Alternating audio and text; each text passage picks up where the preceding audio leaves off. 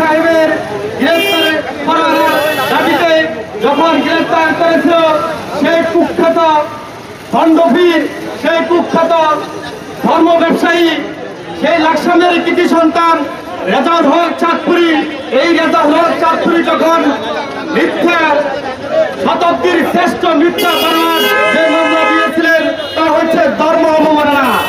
আপনারা জানেন তার নামে ধর্ম অবমাননার মিথ্যা মামলা দিয়েছিলেন। তিনি ছিলেন আমাদের সকলের কলিজার টুকরা, আমাদের হৃদয়ের স্পন্দন। 50টি বছর যিনি মাঠে ঘাটে এবং বিভিন্ন জায়গা যিনি কোরআনের খেদমত করে কোরআনের তাফসীর পেশ করেছেন আল্লামা দেলাওয়ার হোসেন সাঈদী, উনি নাকি ধর্ম অবমাননা করছেন।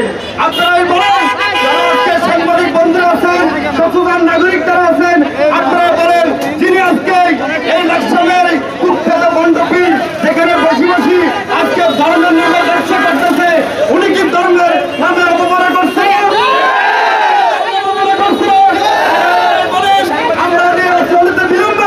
আমরা দাবি করবো যে প্রশাসনকে এবং আমাদের আজকে যাদের উপদেষ্টা মন্ডলী যারা সরকারকে বলবো, আমাদের এই কুখ্যাত মণ্ডপীর নজিবুল বশর এবং রেজাউল হক চাঁদপুরকে অনতিবিলম্বে গ্রেফতারে নিয়ে এসে এবং তাদেরকে দৃষ্টান্তমূলক শাস্তির দাবি আমরা করছি।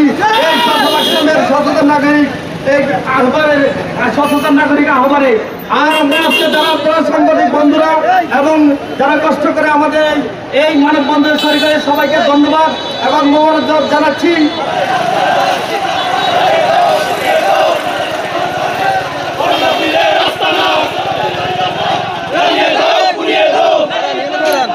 আরেকজন